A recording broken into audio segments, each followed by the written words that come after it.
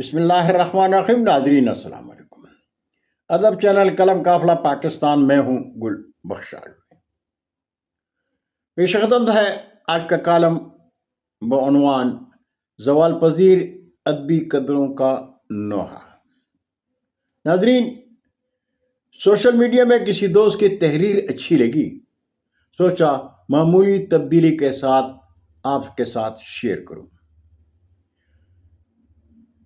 ہم ایسے عہدے سے ظریف میں جی رہے ہیں جس میں اخلاقی اقدار زوال پذیر ہے. ادب میں تہذیب اور شائستگی ختم ہو چکی ہے. انسانیت نوحہ کنا اور شرفاء کو اپنی پگڑی بچانا مشکل ہو گیا ہے. اقلیم ادب میں ناشائستہ رویے اور بد تہذیبی کے مظاہر آئے روز دیکھنے کو ملتے ہیں.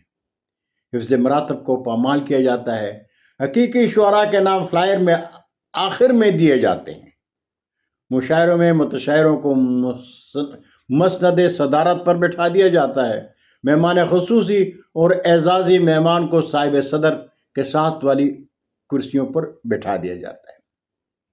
طرفہ تماشا یہ کہ ان کے ساتھ شامیں منائی جاتی ہیں اور جینون شعراء سامعین میں بیٹھے نظر آتے ہیں. ادبی تنظیموں کے نام پر مافیا اور غنڈہ راج وجود میں آ چکا ہے. کم و بیش پاکستان کے تمام شہروں کی یہی صورتحال ہے. جینون ادیبوں اور شاعروں کو پروموٹ کرنے کی بجائے ان کا راستہ روکا جاتا ہے اور انہیں نیچا دکھانے کے لیے توہین آمیز ہتھ کنڈے استعمال کیے جاتے ہیں. سوشل میڈیا میں بھی جنگلی جڑی بوٹیوں کی طرح شعراء پیدا ہو رہے ہیں. اس دور بدتمیزی میں شرفاء کو دامن بچانا مشکل ہو چکا ہے. گوگل نے راتوں رات محقق پیدا کر دیے ہیں. بڑے بڑے ادیب من سے شہود پر آ رہے ہیں. یاد رہے کہ ادبی رسالوں کے دور میں ایسی صورتحال کا تصور بھی محال تھا. اس طرح ایوارڈ اور شیلڈز کے معاملے میں بھی اقربا پروری اور ستائش باہمی سے کام لیا جاتا ہے. اور کچھ ساختہ دانشوروں نے تو گویا قسم کھائی ہوئی ہے کہ بددیانتی اور بے جا تعصب سے باز نہیں آئیں گے. اہل ادب کو بے ادبوں نے بدنام کر دیا. کالی بیڑوں نے ادبی ماحول کو کثیف کر دیا ہے. اخلاقی اقدار بھی تو کوئی چیز ہوتی ہے. اگر یہ لوگ سخنور ہوتے تو سخن شناس بھی ضرور ہوتے. سخن شناس ہوتے تو اہل فن کے قدردان بھی ضرور ہوتے.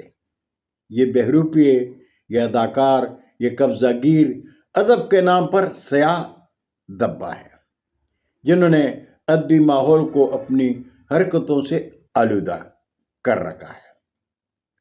ایک طرفہ تماشا ہے کہ اس دور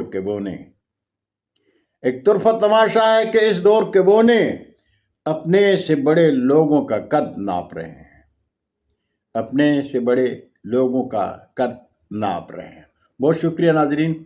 زندگی نے ساتھ دیا تو برقی رابطے میں انشاءاللہ پھر ملاقات ہوگی. تب تک کے لیے اجازت. درخواست ضرور کروں گا کہ میرے چینل کو سبسکرائب کریں، دوستوں کے ساتھ شیئر کریں اور چینل کی گھنٹی ضرور بجائیں تاکہ آپ کو اپڈیٹ ملتی رہے. بہت شکریہ. اللہ حافظ.